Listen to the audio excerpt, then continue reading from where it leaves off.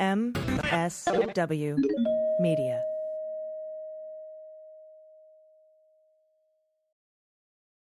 I'm Greg Olear. 4 years ago, I stopped writing novels to report on the crimes of Donald Trump and his associates. In 2018, I wrote a best-selling book about it, Dirty Rubles. In 2019, I launched Prevail, a bi-weekly column about Trump and Putin, spies and mobsters, and so many traitors. Trump may be gone, but the damage he wrought will take years to fully understand. Join me and a revolving crew of contributors and guests as we try to make sense of it all. This is Prevail.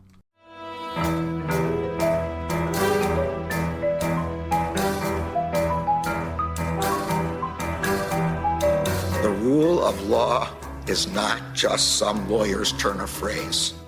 It is the very foundation of our democracy. The essence of the rule of law is that like cases are treated alike. That there not be one rule for Democrats and another for Republicans, one rule for the powerful, another for the powerless, one rule for the rich and another for the poor, or different rules depending upon one's race or ethnicity. To serve as Attorney General at this critical time is a calling I am honored and eager to answer.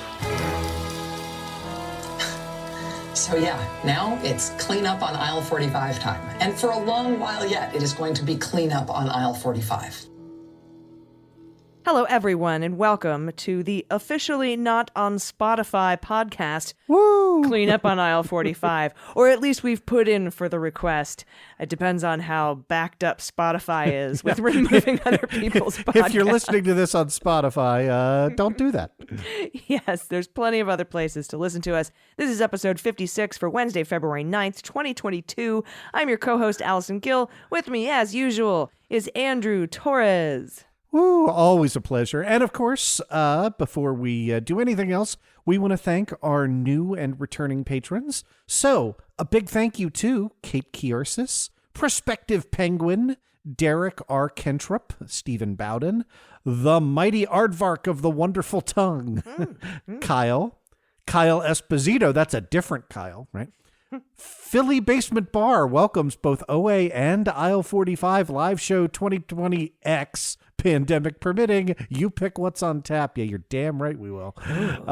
It's about hashtag Godleski damn time we got rid of Ronnie Johnson. Message not approved by @Sarah for Wisconsin. Nice. Good plug. Nice. And also thanks to Perfidious Pete wasn't kidding about the Spotify thing. Thank you. Jamie Barnett, Stephanie Lynch, Paula Howen, Amber Cunningham, Jan or Jan, I don't know if it's a soft J, yogging, I don't know. Renee Z, Jacqueline Selfridge, Singing in the Rain, Ing Indictments. Nice. Justin Huff and Scott Hammond. Are these all new patrons? Yeah, all new patrons from the last week. So. And thank you all so much. And thanks also, I don't know if this is happening on OA, but it's happening on the Beans and Muller She Wrote. All these new patrons, I guess everyone who is kind of on the fence about whether or not to pledge, support us, is now because we're pulling the stuff off Spotify, and it's a little bit of a risk, but we thank you so much. You literally make this show possible. If you want to hear your name, plus get the ad-free version of the show, plus goodies like Zoom Hangouts where we sometimes do pub trivia. That was so much fun with both of us and all the bonus stuff. You can do that at patreon.com/aisle45pod and sign up for as little as $1 an episode. Woo. And now, on with the show. All right. So, all right. It was all happy at first. Yeah. The show. We can't have nice things forever. We can't, it seems. Breaking news on Monday, the shadow docket. In the case of Merrill v. Kester, the Supreme Court, by a 5-4 vote, reinstated the Republican gerrymandered map in Alabama based on race. That packs African Americans into a single one of Alabama's 7 congressional districts and then cracks the rest, diluting black votes across 6 districts that range from R+32 to, and I swear to God, I'm not making this up, R+65. I don't think I've seen that in a district before. So quick math before we get to how atrocious the Supreme Court is. African Americans are 27% of the population in Alabama. Alabama has 7 congressional districts. 2/7 would be 28%, right? So basically, this gerrymandering is cutting black representation in half in Alabama, or I should say keeping black representation at about half of what you might expect for minimal fairness. So look, no one is saying Alabama is a blue or a purple state, but these 1 and 2 vote riggings over time, over 20 deep red states add up. They really do. And 10 days ago, a 3-judge panel, the kind that are specially assembled under the Voting Rights Act, determined that this map likely violated the Voting Rights Act, right? Section 2, by discriminating against African Americans. The panel ordered Alabama to draw a new map. Now, Justice I Like Beer makes a big deal of how the primary is 7 weeks away, but maybe he's just too drunk to know that it isn't 1987 anymore. With the right software, and any one of our listeners could redraw Alabama's congressional maps in the time it takes you to listen to this show. States way bigger than Alabama have completed official full redistricting maps in 2 weeks. Yeah. So let's be clear about the procedural history here, because that helps explain why this is on the rightfully criticized shadow docket. So the district court panel's injunction required that the map be redrawn and enjoined the legislature against using it in the upcoming primary, for which voting begins on March 30th. That's how you get the 7 weeks. So what this Supreme Court decision does is, A, grant certiorari before judgment of any intervening court, right? We're going to put a pin in that. And B, strike down the injunction so they can use the old map, right? So while you can definitely complete a redistricting map in 7 weeks, you definitely can't brief, argue, and get a decision on the merits from the Supreme Court in 7 weeks. So by definition, this map will be in place during the primaries, which will then be used to justify its use in the 2022 general election. So this is one more seat, could go to an African-American candidate, will not. Right? So all of that happens based on this procedural ruling, which is not a ruling on the merits. Without the Supreme Court saying that the district court got it wrong or right, they're not weighing in on that. Usually when you don't weigh in on it, you don't overturn their explicit findings, but that's effectively what this does. Yeah, definitely a shadow docket ruling. And Kavanaugh doesn't like being called out on that, or Beer, though he wrote a separate concurrence, just 'cause, to grant the relief to criticize. And let me quote here, quote, the principal dissent, that Justice Kagan, quote, catchy but worn out rhetoric about the shadow docket, unquote. By my count, this is the only second time she's used the term. Yeah. So methinks Brett protests too much. And although does he have a history of really protesting too much to stuff? I mean, he's pretty easygoing. And this, in fact, is what the criticism of the shadow docket is all about, right? The Supreme Court just stripped black voters in Alabama of a hard-won victory under the Voting Rights Act in front of a 3-judge panel specifically convened by law to evaluate these kinds of cases.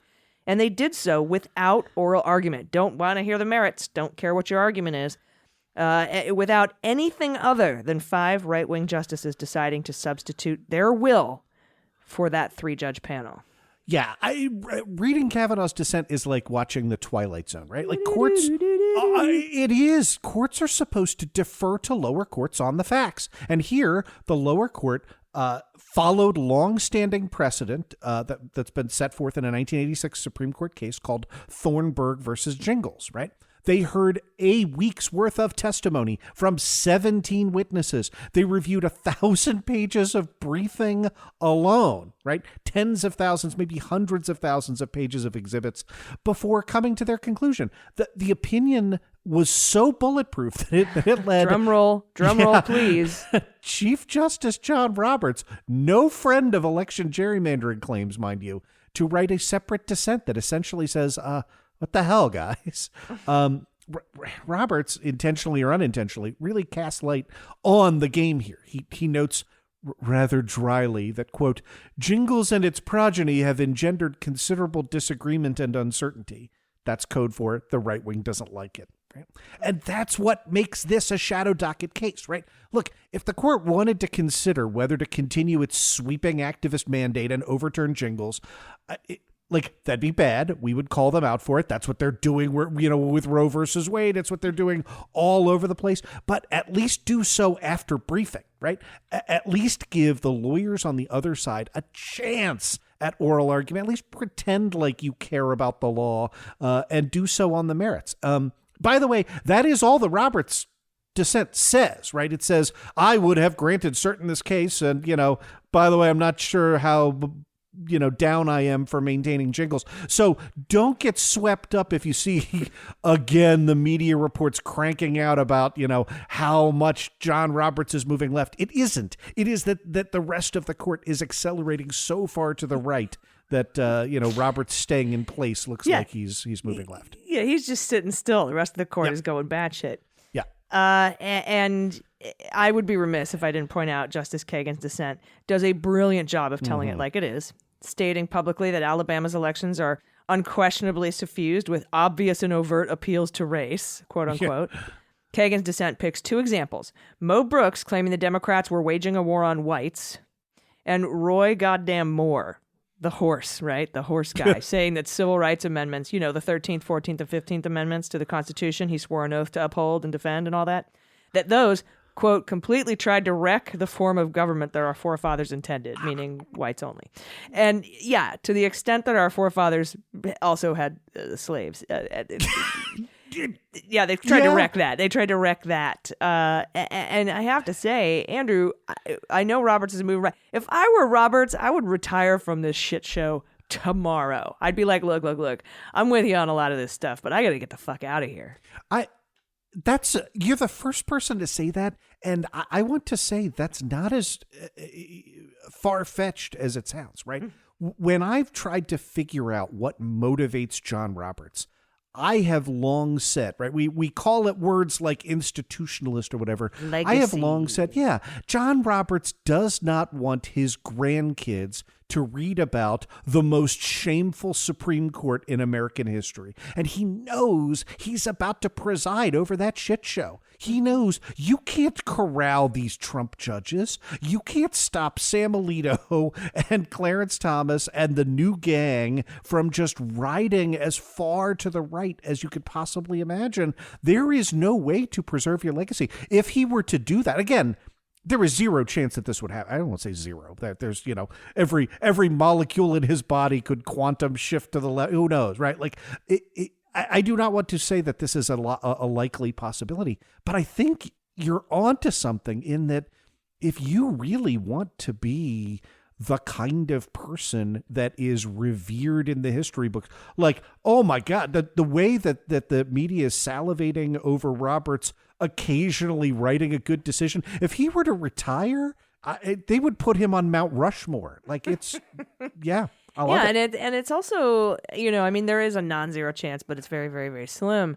But it's not just his legacy too, right? It's that he, from what I've read, and I'm not a Supreme Court expert by any means. Don't sell yourself short. Thank you. But I think he also is he's bristling at how politicized the court is becoming. He doesn't like a politicized court, I think is he doesn't like something. It being out in the open like that. Out in the open, right. Publicly politicized. You're supposed to say the quiet part quiet. Exactly. I agree with all of that. I want to add just one more. I want to pull out that pin from earlier related to the shadow docket. And that is the activist Roberts courts disturbing precedent of granting certiorari before judgment.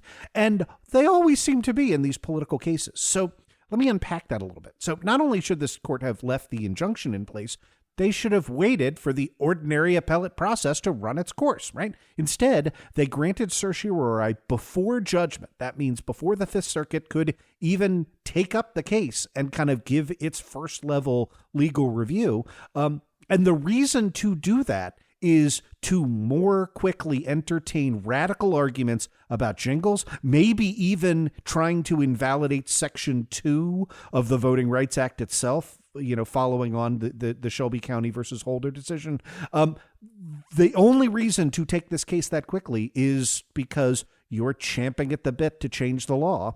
And it is, let me explain how unprecedented this is. Before 2019, in the previous 30 years, the Supreme Court granted this kind of certiorari before judgment 3 times, right? And one of them was a very unique, all 3 of them were very unique fact patterns, right? Since 2019, they have granted certiorari before judgment 15 times.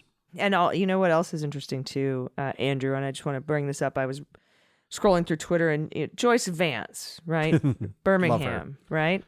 So this is her home turf here. She says it's also of note. One of the most interesting things here is that after the 3-panel ruling, no one in Alabama, the legislature, they didn't hire anybody. They didn't make any moves like they were going to need to redraw the maps. They didn't do shit because they knew that the shadow docket was going to come through for them.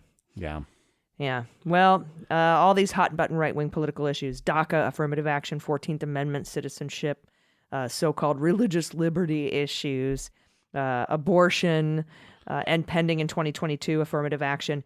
Each and every one of these represents a right-wing court so eager to make new law, it can't even wait to overrule a circuit court of appeals. That's just calling balls and strikes, right? Yeah. Anyway, sorry to start y'all off with a bummer.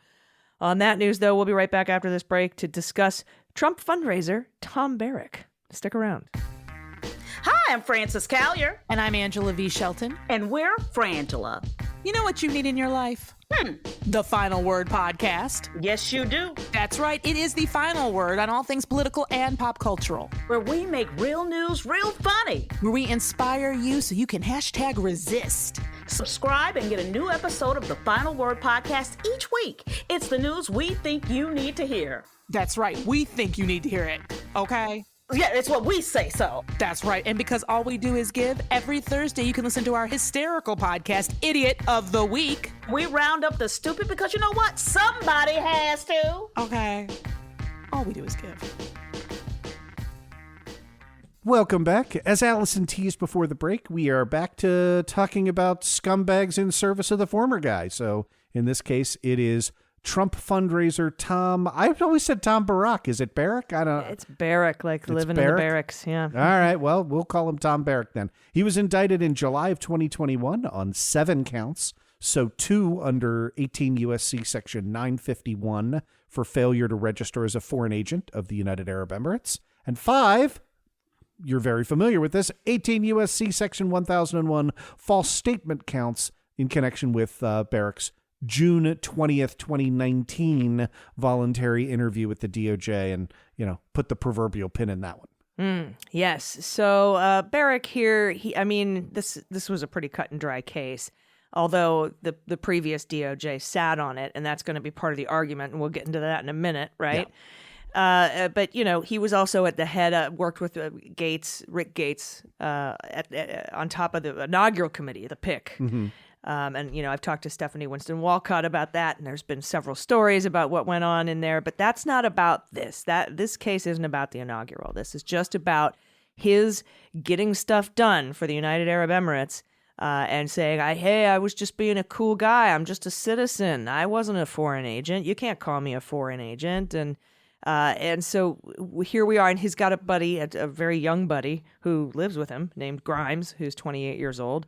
And then there's also a third guy who's on the lam, right? He's a UAE guy, and so they haven't been able to find him. But at the end of the day, this motion to dismiss strikes me as, and I sent this to you, Andrew, because I was actually kind of impressed. I mean, it's still terrible, but it's not in crayon. I guess we're so used to going over like Sidney Powell filings and motion filings from these January 6th folks and Trump's legal team and the crack and strike force that, when a bazillionaire gets to hire a really good lawyer, it put out some well-written shit. And so I wanted to ask you if we could go over this today, because I wanted your thoughts on at least how well written it is and that there are actual arguments in here that make sense and connect from one end to the other. But I still don't think these arguments would hold up or that this motion has a snowball's chance. Yeah, and I agree with that assessment, and I want to sort of hold off judgment in terms of whether it has greater than the proverbial snowball's chance. This is a competently written legal brief that plays into, I think, it plays into one decent argument. I think I know the one decent argument. One reach of an argument, and one thing that we're going to love talking about. So let's break it down. 18 U.S.C. 951. I'm gonna write down what I think what you think the good argument is, and then hold it up like a piece of paper. Great. Yeah. All right. So 18 U.S.C. 951 says, whoever acts as an agent of a foreign government without prior notification to the Attorney General, if required, shall be fined under this title or imprisoned not more than 10 years or both. But I think it's fair to say that the law regarding when you're an agent is reasonably unsettled, right? And Barrack points to the Bijan Kian case for help, right? And Kian, if you've forgotten, was partners with insurrectionist criminal scumbag Michael Flynn. And by the way, Kian was also a secret unregistered lobbyist for Turkey. And he was convicted under 951 in 2019. Then he moved for an acquittal by the court, which was then granted at the district court level, overturned by the Fourth Circuit in March of 2021, which then reinstated his conviction and his sentence, right? So note that that's not a holding that helps Barrack, right? Because the Fourth Circuit upheld a conviction under 951, not reversed one, right? But Barrack does have a decent argument. And if you read that opinion, starting at page 538, it says, to fall within 951's ambit, a person must do more than just act in parallel with a foreign government's interests or pursue a mutual goal. An agent agrees to operate subject to the direction or control of that government. And Barrack's argument is basically that the UAE had no direction or control over him, so he couldn't have been their agent and therefore didn't have to register. I got it wrong if that's what you thought the strong argument was.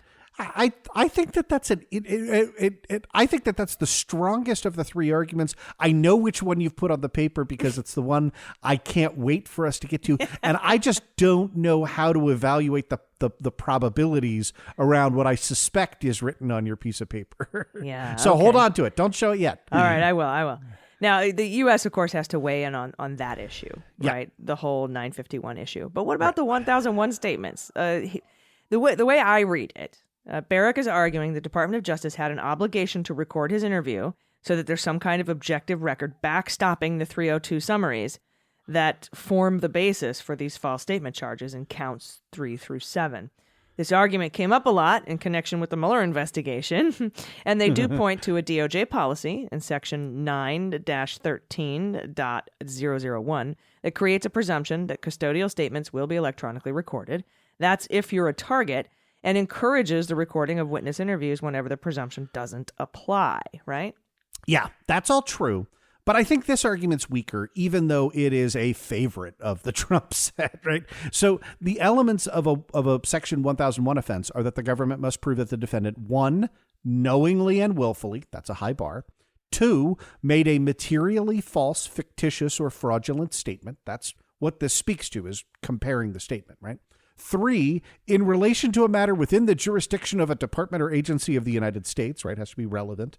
And 4, with the knowledge that it was false or fictitious or fraudulent. So the motion cites that policy, but admits, because it has to, again, because it's well written from a legal perspective, that there is no per se rule that requires a verbatim transcript of an interview or a recording as a predicate to bring an 18 U.S.C. 1001 charge. And I would point out that, look, lots of these testimonial crimes like perjury are often established on the basis of testimony about testimony, right? What one person says Tom Barrack said, right?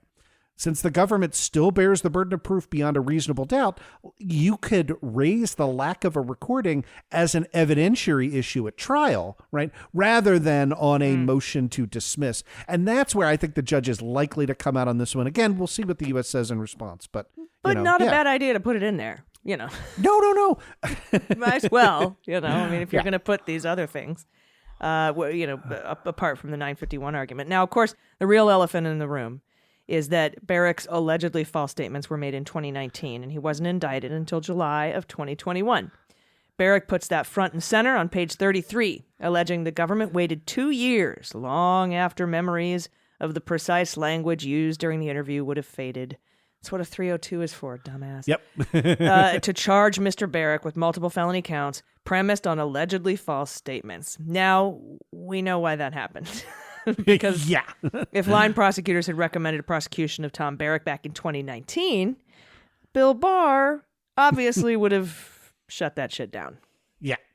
So, as you might suspect, we think the last guy to occupy the office I now inhabit was a crook is not something that's been well litigated by the DOJ or anyone really, right? So that's what kind of makes this a win-win if you're on the side of justice here, right? Look, don't get me wrong. I would like to see Barrack in jail just on general principles, right?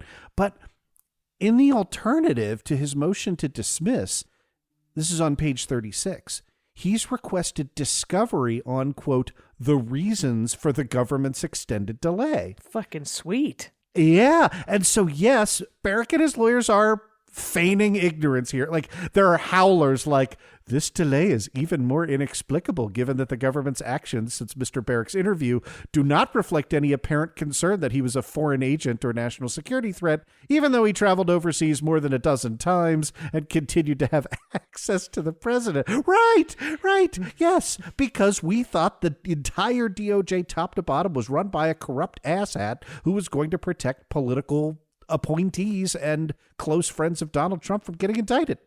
Yeah, and if you want those documents, man, hey, bring them out. I would love to see why Barr didn't prosecute. I would love to see. Now, granted, that would probably be under seal and camera, because it's a deliberative process or whatever the fuck. But it would be very interesting to see where anybody comes down on that. And of course, you can see I've written down here on my paper. Oh, hold it up.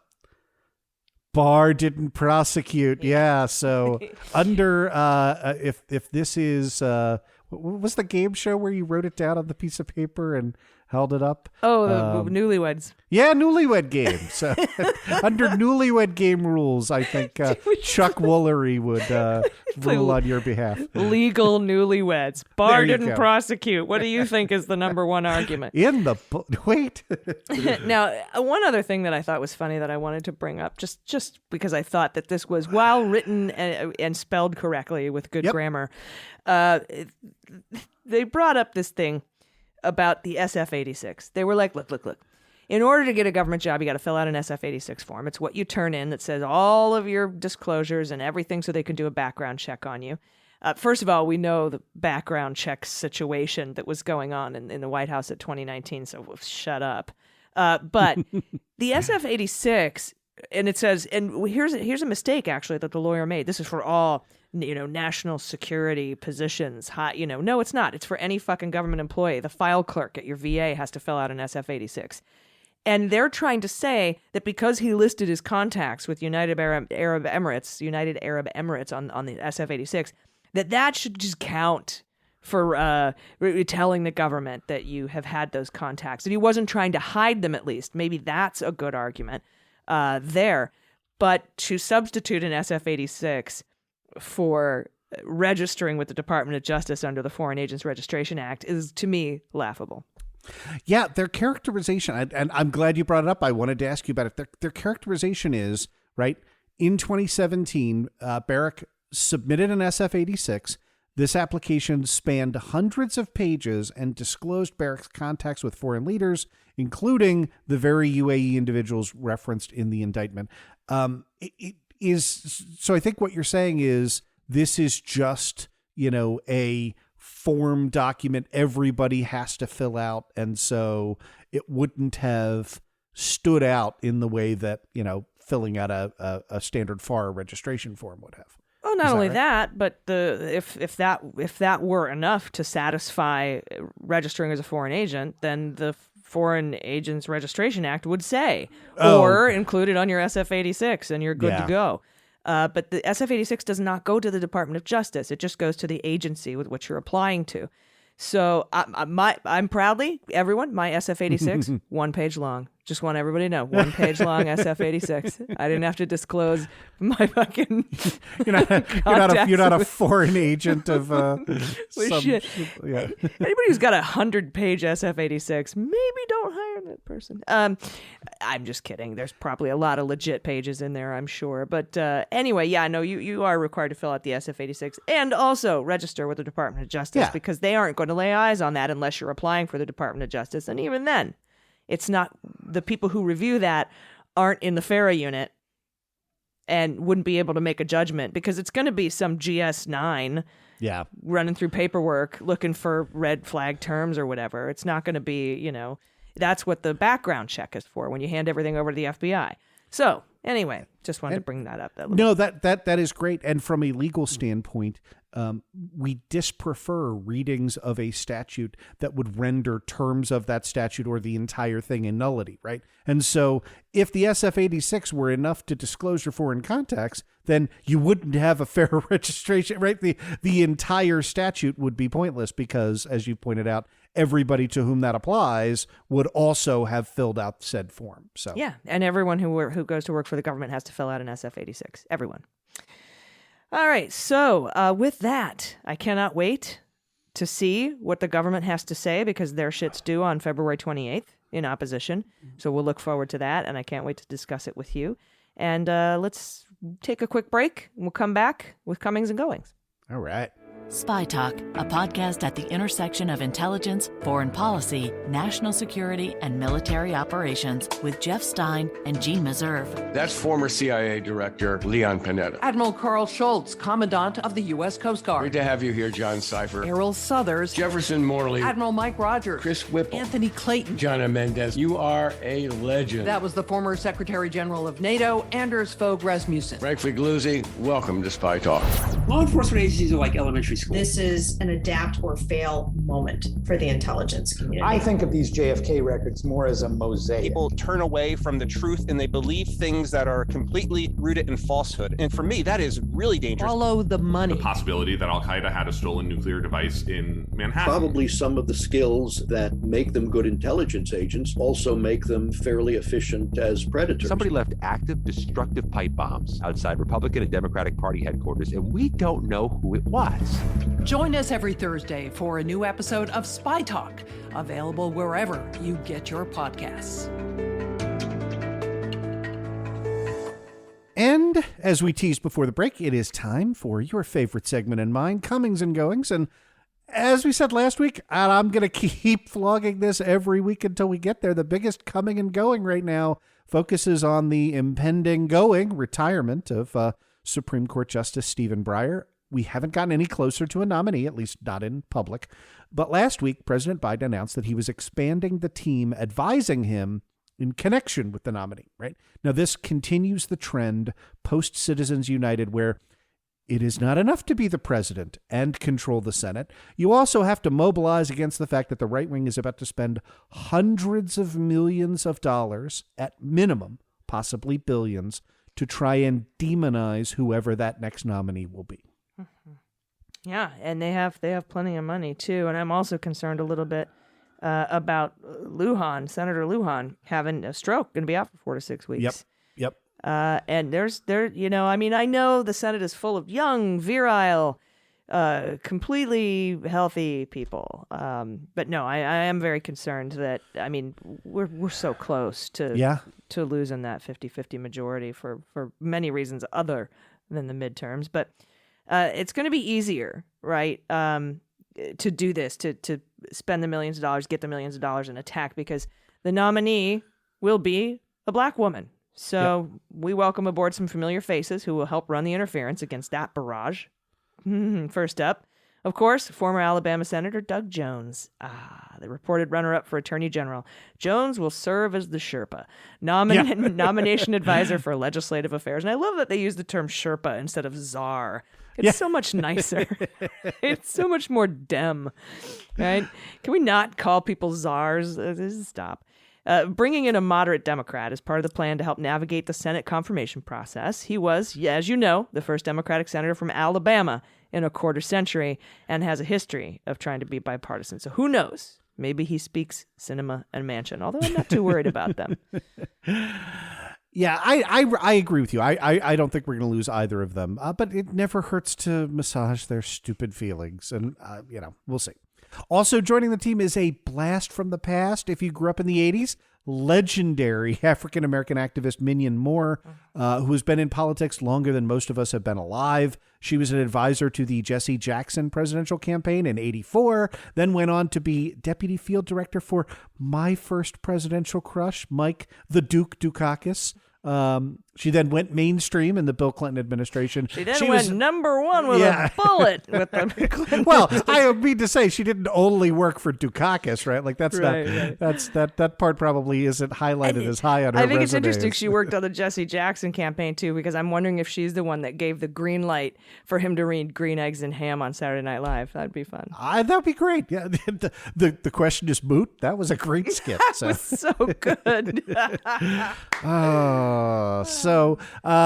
Long-standing power player in black politics, and she will serve as the nomination advisor for engagement, right? Her job is liaison to the base to keep them fired up throughout this process, throughout all of the slime and disinformation. And, we haven't even talked about undoubted, Russian meddling. Again, not conspiratorially, but we know from the Senate reports, this is what Russian troll farms do. They look for key political moments and they just build fake controversy. So, or they take the controversy we create a little bit and then they drive huge wedges in there to even split us.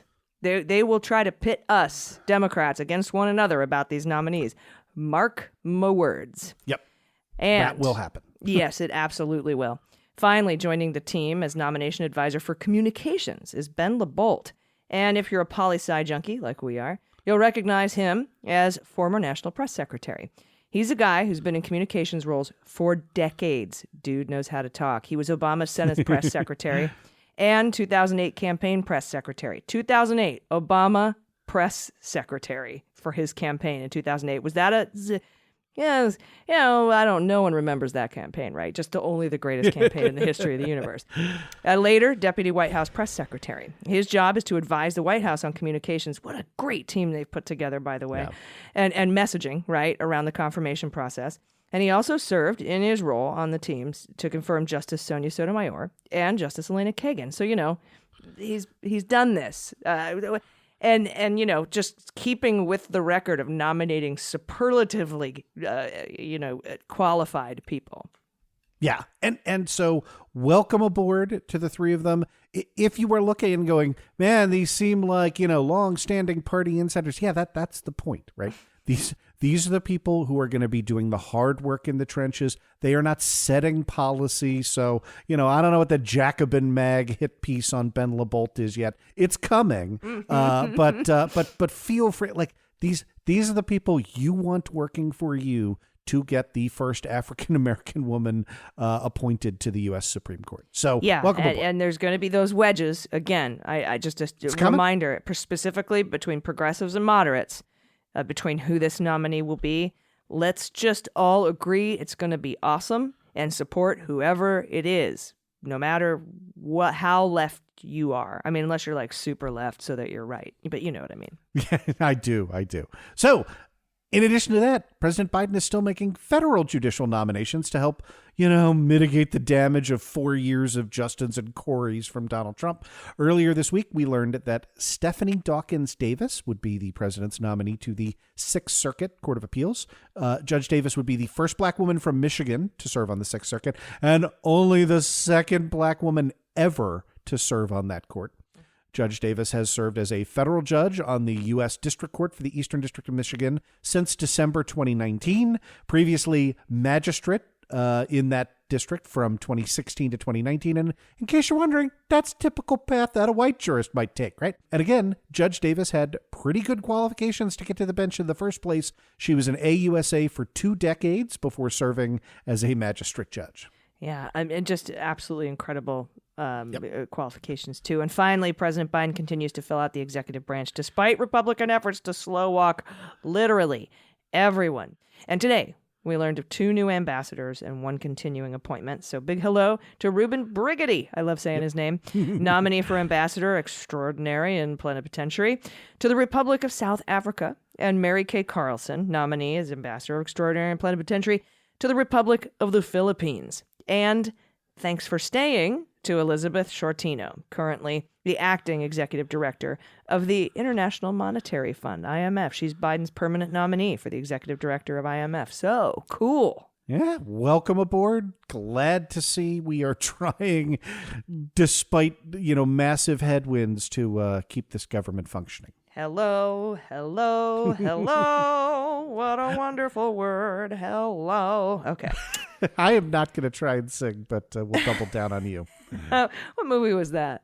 Crazy People. Dudley Moore. Oh, writing advertisements from a mental hospital. That is a deep cut. I was not a huge Dudley Moore fan, so I just remember him with this box of hellos. You know, I love it. He just has this box of hellos and he'd hand you a hello, and then he would sing the hello song, and that's all he ever said was hello. That's such a great film. All right. It's not. It probably holds up terribly. And it's you think probably, a Dudley Moore movie from the early 80s holds up well? Yeah. And I even called it a film, didn't I? And that's funny. And it's probably awful for, actual mental health problems. So, and me having PTSD, I'd probably still watch it and laugh, but also be like, oh, what the fuck? All right. Movie night, we're going to pull a clip from it so that we can use it at the beginning of Comings and Goings. I'm totally on board with Dudley Moore singing the hello song there. It's not Dudley Moore, fortunately. You don't have to listen to him sing, so it's good. It's better. All right. Anyway, what a great show. Thank you so much, everyone. Thank you again to the new patrons. Seriously, it's because of you that I have no fear pulling this show off Spotify. You know what I mean, Andrew? Yep. I do indeed. We thank you so much, and your support makes the show possible. You know all that. We love doing this, and we love you, and we love you more than everybody else. Absolutely, 100%. All right, until next week, everybody. Thanks. I've been Allison Gill. I'm Andrew Torrez. Have a great week. Cleanup on Aisle 45 is written, researched, and produced by Allison Gill and Andrew Torrez, with editing by Molly Hockey. Our art and logo design are by Joelle Reeder and Moxie Design Studios, and our music is composed and performed by Adam Orr. Cleanup on Aisle 45 is a proud member of the MSW Media Network, a collection of creator-owned podcasts dedicated to news, politics, and justice. For more information, visit mswmedia.com.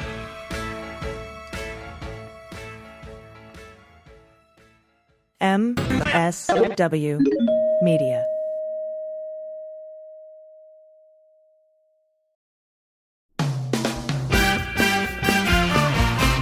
Season 4 of How We Win is here. For the past 4 years, we've been making history in critical elections all over the country. And last year, we made history again by expanding our majority in the Senate, beating election-denying Republicans in crucial state house races, and fighting back a non-existent red wave.